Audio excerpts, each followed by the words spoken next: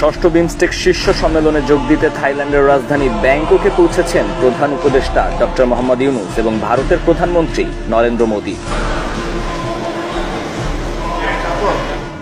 বৃহস্পতিবার আলাদা আলাদা সময়ে দুজনেই ব্যাংককে পৌঁছালে থাই সরকার তাদের বিশেষ অভ্যর্থনার মাধ্যমে বরণ করে।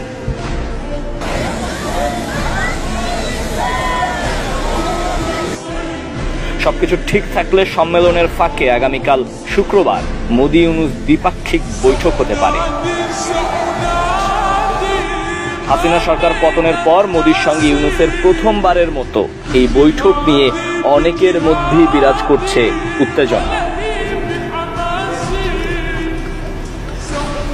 ইতোমধ্যে দুই দেশের পররাষ্ট্র মন্ত্রণালয় মোদি ইউনূস বৈঠকের নানামুখী প্রস্তুতি নিচ্ছে বলে জানা গেছে।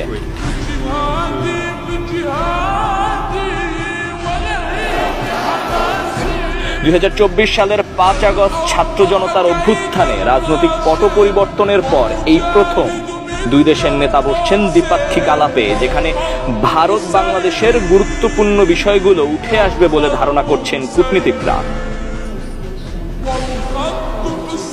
এই বৈঠকের বাইরে প্রধান উপদেষ্টা বিমস্টেক সদস্য রাষ্ট্রগুলোর নেতাদের সঙ্গে আলাদা আলাদা দ্বিপক্ষীয় বৈঠক করবেন।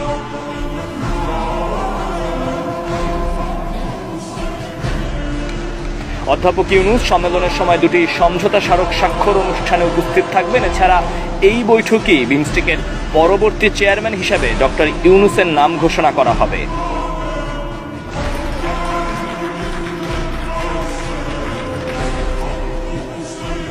এবার বিমস্টেক সম্মেলনে বাণিজ্য, বিনিয়োগ ও উন্নয়ন, পরিবেশ ও জলবায়ু পরিবর্তন, কৃষি ও খাদ্য নিরাপত্তার মতো গুরুত্বপূর্ণ বিষয়ে আঞ্চলিক সহযোগিতার উপর সর্বোচ্চ জোর দেওয়া হবে বলে জানিয়েছেন সংশ্লিষ্টরা।